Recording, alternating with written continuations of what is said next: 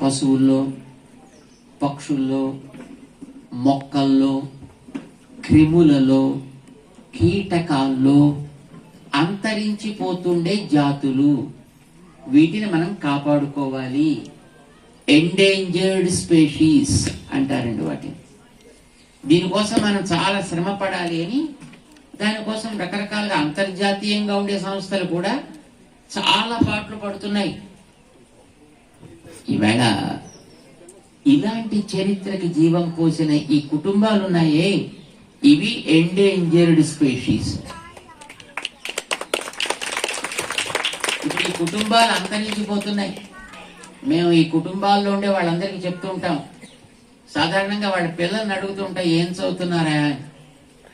9th అండి, 10th అండి, inter అండి, ఎంసీఏ అండి, ఎంటెక్ అండి. ఏమి టెక్కులు పోతారో తెలీదు చదివా చెప్పేటప్పుడు. కానీ నువ్వు ఎంటెక్ చదువుకున్నా, ఎంసీఏ చేసినా, ఎంబీఏ చేసినా, మరొకటి చేసినా, నాయనా చేతులు ఇలా పెట్టుకు తిరగడమేరా బాబు. చేతులు ఇలా పెట్టుకు తిరిగే అవకాశం లేదురా నాయనా. కనిపించిన వాడి కాళ్ళల్లా పట్టుకుని దేహి దేహి దేహి అంటూ తిరగాల్సి వస్తుందిరా. కానీ నువ్వు చేయాల్సినటువంటి ఘనకార్యం చరిత్రకి సంరక్షకుడిగా నిలబడగలిగేటటువంటి ఒక సాహసోపేతమైన కృత్యం.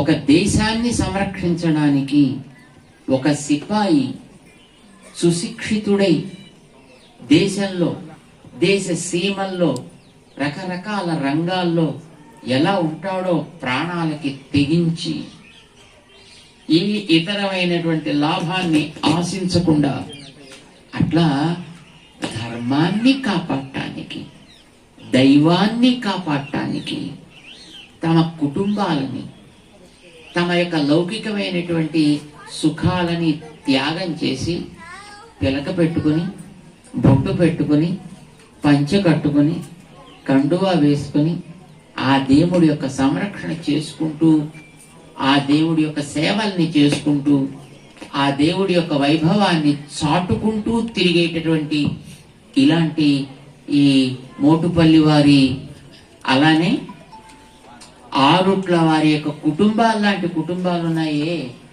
ఇలాంటి కుటుంబాలని కాపాడుకోవడం లాంటి ఉద్యమాన్ని మనం చెయ్యాలంటే ముందర నాయనా మీ కుటుంబంలో నువ్వు నిలవాలిరా బాబు. కనుక ఆ ఎంసీఏ ఎంటెక్ పక్కన పెట్టు, చక్కగా ఒక ఆగమాన్ని, వైదికాన్ని నేర్చి దాంట్లో నిలబడగలిగేవాడు నువ్వు కావాలి. అప్పుడు నీ దగ్గరికి వస్తారా.